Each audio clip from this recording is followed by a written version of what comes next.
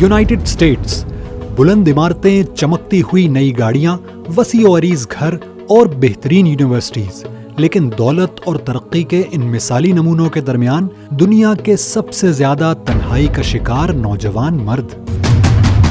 Gallup के ताज़ा तरीन सर्वे के मुताबिक दुनिया में सबसे ज्यादा एहसास तन्हाई का शिकार 15 से 34 साल की उम्र वाले नौजवान अमेरिका में पाए जाते हैं। 18% लड़कियां भी इस तन्हाई की वबा का शिकार हैं, लेकिन लड़कों में इस वबा के असरात होशरुबा हैं।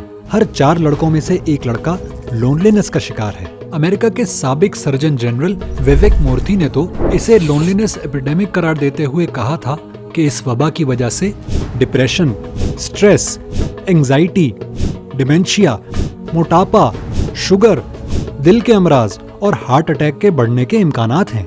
लेकिन ये भी समझने की बात है कि लड़के तन्हाई का क्यों शिकार होते हैं। इस तन्हाई की वबा फैलने की वजूहात जहरीला सोशल मीडिया है, फहश मवाद और गेमिंग है, जिसमें लड़के अपना ज्यादातर वक्त गुजारते हैं। शुरू में गैजेट्स और गेमिंग का शौक उन्हें खानदान और दोस्तों से काटता है और वालिदैन अपने आप को इस तसल्ली से मुतमईन कर लेते हैं कि बच्चा घर ही में तो है और बाहर की बुरी सोहबत से बचा हुआ है।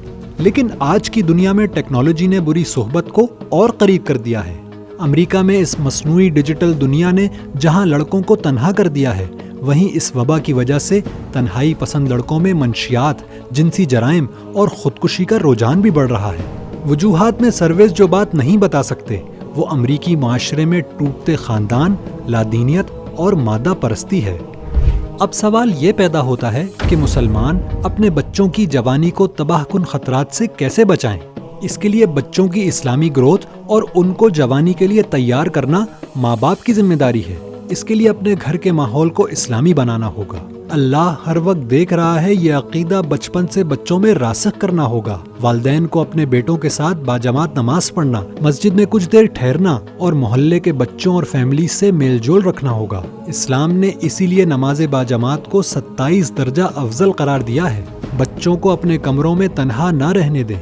बच्चों को जिस्मानी मुशक्कत वाले खेलों का हिस्सा बनाएं। सिर्फ मखसूस वक्त के लिए और वालिदैन की मौजूदगी में इंटरनेट के इस्तेमाल की इजाज़त दें। इंटरनेट के बजाय कुतुब बीनी का शौक बढ़ाएं। बच्चों को अपने साथ कब्रिस्तान लेकर जाएं और उन्हें ये बात समझाते रहें कि इन कब्रों में हम तन्हा होंगे।